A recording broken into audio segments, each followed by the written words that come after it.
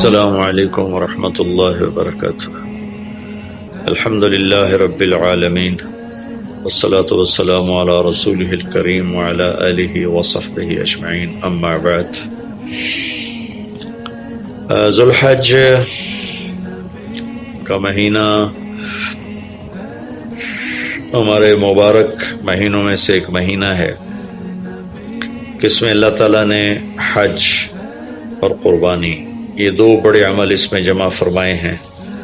پوری دنیا سے حجاج کرام اس مہینے میں حج بھی کرتے ہیں اور پھر مینا میں آ کر قربانی کرتے ہیں، اور اللہ تبارک و تعالیٰ نے ان ایام کی قسم اٹھائی ہے، والفجر ولیال عشر والشفع والوتر واللیل اذا یسر هل فی ذلک قسم لذی حجر۔ اور کسی دن کی قسم اللہ نے ایسے نہیں اٹھائی، خاص کر اللہ کو عید کے دن کی قسم اٹھائے یا جمعے کی قسم اٹھائے یا لیلۃ القدر کی قسم اٹھائے، انا انزلناہ فی لیلۃ القدر وما ادراک ما لیلۃ القدر، یہ فرمائی، خبر دی۔ لیکن والفجر، مجھے قسم ہے فجر کی، اس سے مراد 10 تاریخ کی صبح، جو 9 کا دن گزار کے حج کا دن ہوتا ہے، اور وہ گزار کے جب 10 کی صبح یعنی قربانی کی جو صبح ہے، اللہ نے والفجر اس کی قسم اٹھائی۔ پھر ولیال عشر، یکم سے 10 ذو الحج کی جو راتیں ہیں ان کی قسم اٹھائی۔ والشفع، یہ 10 کے دن کی قسم اٹھائی۔ والوتر، اور یہ اللہ تعالیٰ نے 9 تاریخ کی قسم اٹھائی۔ واللیل اذا یسر، اور یہ 9 اور 10 کی درمیانی رات کی اللہ تعالیٰ نے قسم اٹھائی۔ یہ کسی بھی ٹائم کی، دن کی، مہینے کی، سال کی، اس طرح اللہ تعالیٰ نے خوبصورت انداز میں قسم نہیں اٹھائی جیسی اللہ تبارک و تعالیٰ نے یہ ان 10 دن راتیں، 9 کا دن، 10 کا دن، 10 کی رات، 10 کی صبح، اور اللہ کے نبی کا فرمان ہے کہ ان 10 دنوں میں اللہ تعالیٰ کو جتنی عبادت پسند ہے وہ اور کسی دن میں بھی پسند نہیں، اور اس میں کوئی شک نہیں، ان 10 دنوں میں سب سے بڑی عبادت وہ حج ہے، جس کو اللہ تعالیٰ نصیب فرمائے اور جس کے مقدر میں فرمائے۔ حج ان 10 دنوں کی سب سے بڑی عبادت ہے۔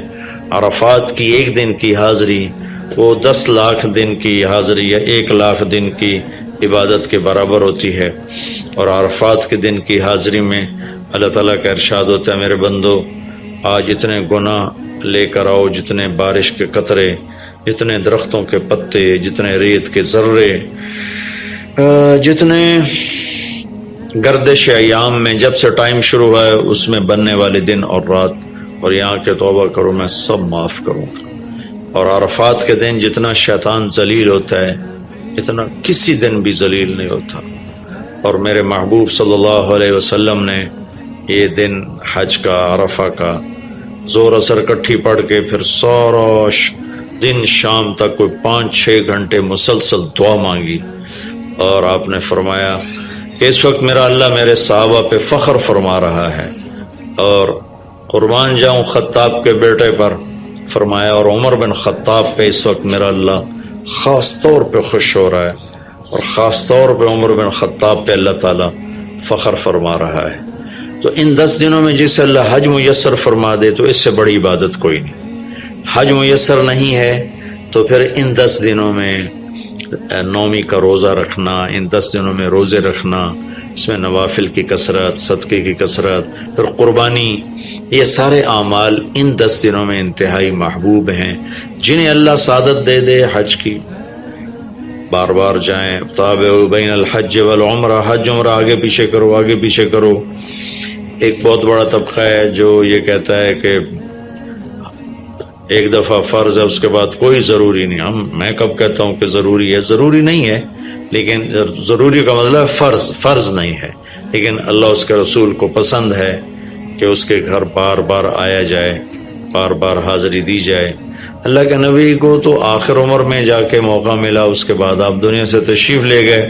اگر آپ اس کے بعد زندہ رہتے تو یقیناً آپ ضرور حج کرتے، چونکہ آپ نے جتنے سال مکہ میں گزارے آپ نے ہر سال حج کی، نبوت کے اعلان سے پہلے بھی اور نبوت کے اعلان کے بعد بھی آپ نے مسلسل حج کی، اور 4 عمرے آپ نے فرمائے زندگی میں پر 4 عمر، ایک عمرہ مدینہ سے خاص طور پر تشریف لائے جس کو ہم صلح حدیبیہ کہتے ہیں، وہ ہو نہیں سکا لیکن آپ نے وہیں عمرے کا کام پورا کیا، سر مڑائے، احرام کھولے، پھر اگلے سال آپ اس کی قضاء کے لیے تشریف لائے، پھر ایک عمرہ آپ نے فتح مکہ کے بعد جعرانہ سے احرام باندھ کے تشریف لائے اور عمرہ کیا، اور ایک عمرہ آپ نے اپنے حج کے ساتھ کیا۔ صدیقی دور میں پہلا سال جنگوں میں گزر گیا، دوسرے سال صدیق اکبر اپنے پورے ساتھیوں کے ساتھ حج پہ تشریف لائے، فاروقی دور میں عمر بن خطاب رضی اللہ تعالیٰ 10 سال حکومت کی، 10 سال حج کیا، ہر سال حج پہ تشریف لائے۔ عثمان رضی اللہ تعالیٰ عنہ نے اپنی خلافت کے دور میں جب تک امن رہا ہر سال حج کرتے رہے، جب فساد شروع ہوا تو آپ رکے، اس میں شہید ہو گئے۔ علی رضی اللہ تعالیٰ عنہ کو موقع نہیں ملا، جنگوں میں زندگی گزر گئی اور اسی میں آپ اللہ پاک کی بارگاہ میں پہنچ گئے، تو لیکن باقی 3 ساتھیوں کی خلافت کے دور میں آپ نے بکثرت حج اور عمرے کیے۔ تو دین کے کسی عمل کو یوں کہہ کر ہلکا نہیں بنانا چاہیے کہ اس کی کیا ضرورت ہے، اتنا پیسہ خرچ کرتے ہیں، اس کی کیا ضرورت ہے، کسی غریب کو دے دیا جائے، یہ اس طرح تقابل نہیں کرنا چاہیے کہ اللہ کے گھر کی حاضری کو اتنا ہلکا نہیں سمجھنا چاہیے۔ میرا اللہ بلائے تو بار بار جانا چاہیے، اور جس کو اللہ توفیق دے عمرے پہ جائے، حج پہ جائے، ہاں غریبوں پر بھی خرچ کرے، اپنے رشتہ داروں پر خرچ کرے، ضرورت مندوں پر خرچ کرے، لیکن اللہ کے فضل سے امید ہے جو اس طرح اللہ کے گھر جانے پر خرچ کرتے ہیں تو اپنے اللہ کے فضل سے غریبوں پر بھی خرچ کرتے ہیں۔ اس کو آپس میں یوں اس کا مقابلہ نہیں کرنا چاہیے، چیز اللہ کو پسند نہیں ہے۔ شہنشاہ کے، دنیا کے سب سے بڑے بادشاہ کے دربار میں حاضری کو ہم اتنا ہلکا نہ سمجھیں، بہت بڑی سعادت ہے۔ حضرت امام حسن کی سنا دیتا ہوں۔ امام حسن رضی اللہ تعالی عنہ نے 20 حج پیدل کیے، مدینہ سے پیدل تشریف لاتے تھے اور حج فرماتے تھے۔ 20 حج، یہ تو اہل بیت کیا جگر گوشہ رسول ہیں اور جگر اہل بیت ہیں، تو 20 حج فرمایا آپ نے، پیدل فرمائے، مدینہ سے تشریف لائے مکہ پیدل۔ ایسے امام حسین رضی اللہ عنہ نے بھی کئی حج پیدل مجھے ان کا عدد یاد نہیں، امام حسن کا مجھے یاد ہے 20 حج پیدل کے، اور اللہ کے نیک بندوں نے برس ہا برس اللہ کی بارگاہ میں پیدل حاضریاں دی ہیں۔ تو ان 10 دنوں میں عبادت کا ذوق بڑھنا چاہیے، نوافل بڑھائے جائیں، ذکر بڑھائے جائے، تلاوت بڑھائی جائے، ہمت ہو تو روزے رکھے جائیں، خاص طور پہ 9 تاریخ کا روزہ، پچھلے سال کے سارے گناہ معاف ہو جاتے ہیں، یہ ایک دن کا جو روزہ ہے۔ پھر اس کا دوسرا جو بڑا عمل ہے وہ قربانی ہے، اور یہ قربانی آدم علیہ السلام سے چلی آ رہی۔ وَاتْلُ عَلَيْهِمْ نَبَأَ ابْنَيْ آدَمَ بِالْحَقِّ إِذْ قَرَّبَا قُرْبَانًا فَتُقُبِّلَ مِنْ أَحَدِهِمَا وَلَمْ يُتَقَبَّلْ مِنَ الْآخَرِ۔ اس قربانی کی بنیاد تو آدم علیہ السلام سے پڑی ہے، لیکن ہمیں جو حکم ملا وہ سنت ابیکم ابراہیم، وہ ابراہیم علیہ السلام کی سنت ہے قربانی۔ ایک بہت خوبصورت قصہ ہے اور بہت عجیب و غریب قصہ ہے کہ اللہ پر سب کچھ لگا دینا۔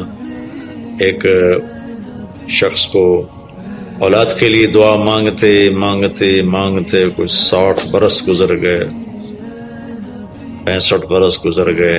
رب ہب لی من الصالحین، یا اللہ مجھے نیک اولاد دے دے، نیک اولاد دے دے۔ نیک اولاد میری 84 سال کی عمر میں، اللہ نے 84 سال کی عمر میں بیٹا دیا۔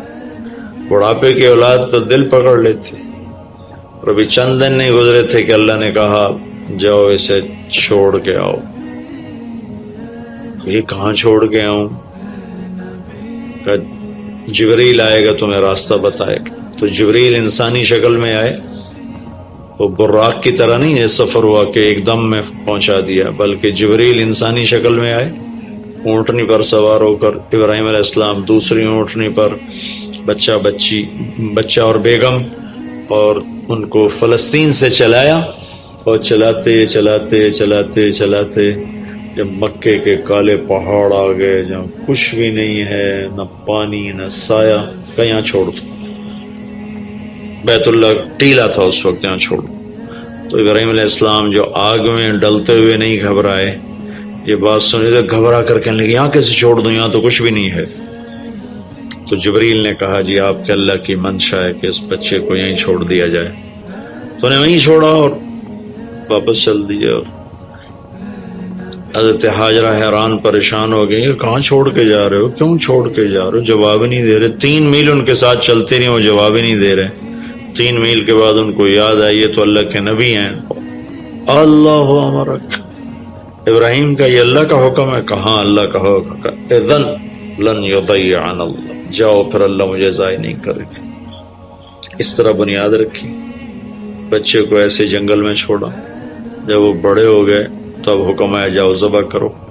تو اب آپ کی عمر ہو چکی ہے کوئی 92 سال یا 94 سال، 90 پلس ہے، 100%۔ فلسطین سے چلے مکہ جا رہے ہیں، کیا کرنے جا رہے ہیں؟ بچہ ذبح کرنے جا رہے ہیں، کوئی مرغی اور بکرا ذبح کرنے نہیں جا رہے ہیں۔ پھر ان کو تیار کرا کے مینا کی وادی میں لا کر کہنے لگے بیٹا اللہ کا حکم ہے تمہیں ذبح کر دو۔ تو بیٹے نے کہا یا ابت افعل، تو آپ کر دیں جو کرنا ہے۔ ابراہیم علیہ السلام کہنے لگے تو یہ خبر بھی ہے میں کیا کہہ رہا ہوں؟ کہ جی مجھے پتہ ہے، آپ کہہ رہے ہیں مجھے ذبح ہونا ہے تو آپ کے بدلے میں مجھے اللہ ملے گا، وہ آپ سے بہتر ہے، اور دنیا کے بدلے میں جنت ملے گی، وہ دنیا سے بہتر ہے۔ پھر معصوم بچے نے کہا ابا میرے ہاتھ باندھنا، تو مجھے الٹا لٹانا، اور پھر فرمایا کہ مجھے اپنا کرتا اتارا اور کہا کہ یہ میری اماں کو دے دینا، میری نشانی رہے گا، اور آپ اپنے کرتے میں مجھے کفن دے کے ادھر دفن کر دینا۔ تو ان کے ہاتھ باندھے، پاؤں باندھے، الٹا لٹایا، اپنا گھٹنا رکھا ان کی کمر پر، ان کے سر کے بال اٹھایا تھوڑا سا اوپر کر کے نیچے چھری چلانے کے لیے، ایک ہاتھ میں بال تھے ایک ہاتھ میں چھری تھی، اور یوں آسمان کو دیکھا کہ اللہ تو مجھ سے ناراض ہو گیا ہے کہ اسماعیل کی محبت نے میرے دل میں جگہ پکڑ لی ہے۔ نہیں میرے مالک، میرے دل میں تیرے سوا کچھ نہیں ہے، اگر میرا کوئی امتحان ہے تو پاس کر دے،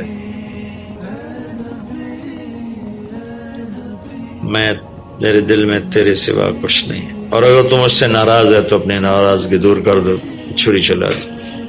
تو میرے مالک نے اسماعیل کو نکال کر چھترے کو ڈال دیا، چھترا، اور آنکھ کھلی تو آنکھوں پر پٹی تھی، کھولی تو آگے چھترا ذبح تھا۔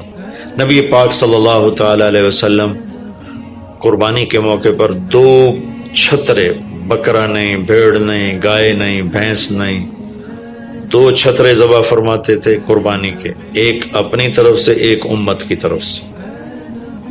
حج کے موقع پر آپ نے 63 اونٹ ذبح کیے، 63 اونٹ، جو ایک اونٹ میں 7 آدمی ہوتے ہیں، ایک اونٹ میں 7 آدمی ہوتے ہیں۔ تو کچھ 441 قربانیاں آپ نے کی اپنی طرف سے، اور مالداروں کو پیغام دیا کہ قربانی خوب کرو۔ لیکن ہمارے ملک میں ایک عجب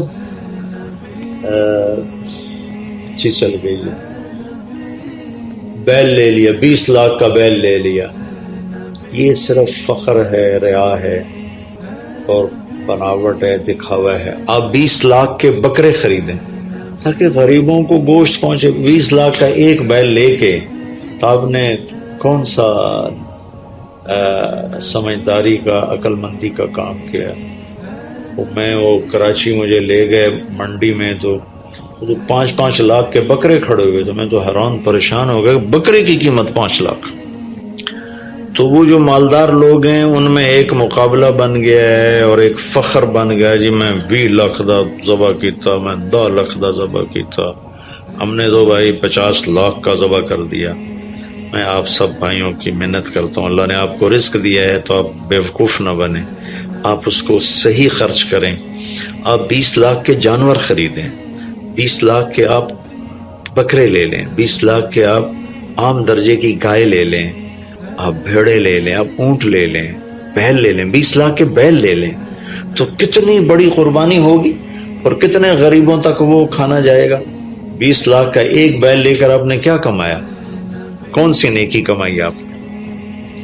تو میں اگر کوئی میری بات پہنچ جاتی ہے کسی ایسے میرے بھائی تک جو ایسا شوقین ہے، یقیناً اس نے اللہ کے لیے بہت بڑا قدم اٹھایا کہ 20 لاکھ خرچ کر دیے، لیکن تھوڑی سی نادانی سے کام لیا ہے، بلکہ بہت بڑی نادانی سے کام لیا ہے کہ 20 لاکھ ضرب 4-5 من 10 من گوشت پہ لگا دیے، جبکہ اس میں سے 1000 من گوشت نکل سکتا تھا اگر وہ 20 لاکھ کے بکرے لے لیتے، 20 لاکھ کی بھیڑیں لے لیتے، چھترے لے لیتے، دمبے لے لیتے، 20 لاکھ کی گائے عام خرید لیتے، وہ بچڑے لے لیتے، تو کتنے غریبوں تک یہ گوشت چلا جاتا۔